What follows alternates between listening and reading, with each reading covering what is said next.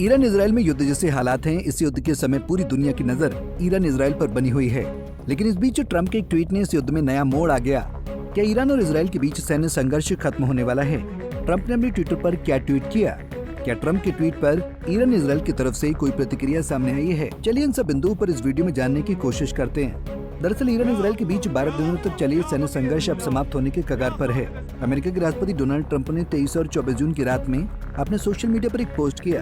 Trump ने truth social पर लिखा कि सभी को बधाई। इस बात पर इजराइल और ईरान के बीच पूरी तरह से सहमति बन गई कि 12 घंटों के लिए पूर्ण और संपूर्ण युद्ध विराम रहेगा, जिसके बाद युद्ध को समाप्त माना जाएगा।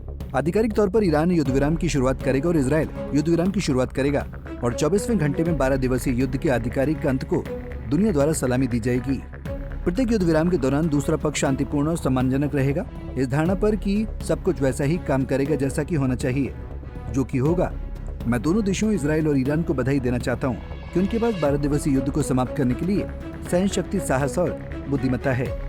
ये एक ऐसा युद्ध है जो सालों तक चल सकता था और पूरे मध्य पूर्व को नष्ट कर सकता था, लेकिन ऐसा नहीं हुआ और न ही कभी होगा। भगवान इजराइल को आशीर्वाद दें, भगवान ईरान को आशीर्वाद दें, भगवान मध्य पूर्व को आशीर्वाद दें, भगवान संयुक्त राज्य अमेरिका को आशीर्वाद दें और भगवान पूरी दुनिया को आशीर्वाद दें।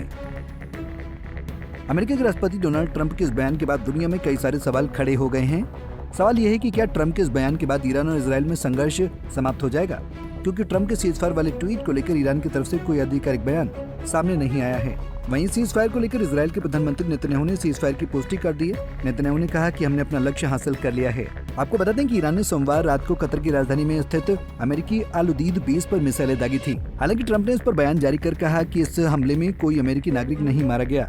वहीं इस हमले के बाद ईरान के सुप्रीम लीडर अली खामनेई ने बयान जारी कर कहा कि ईरान किसी के समक्ष झुकेगा नहीं।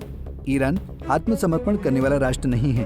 अमेरिकी एयरबेस पर हमले के कुछ घंटे के बाद अमेरिका के राष्ट्रपति ट्रंप का सीजफायर को लेकर बयान आना इस बात को स्पष्ट करता है कि अमेरिका मिडिल ईस्ट में हो रहे सैन्य टकराव को लेकर चिंतित था, जिस पर अमेरिका के राष्ट्रपति ने दोनों देशों के नेताओं से बात की। फिलहाल 12 दिनों तक चले मिडिल ईस्ट में सैन्य टकराव से ईरान इजराइल को काफी ज्यादा नुकसान का सामना करना पड़ा।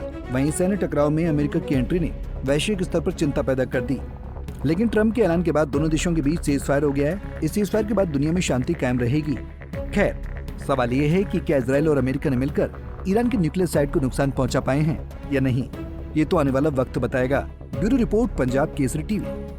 हमसे जुड़े रहने के लिए हमारे YouTube चैनल को सब्सक्राइब करें और नई वीडियो की नोटिफिकेशन के लिए बेल आइकॉन को दबाएं।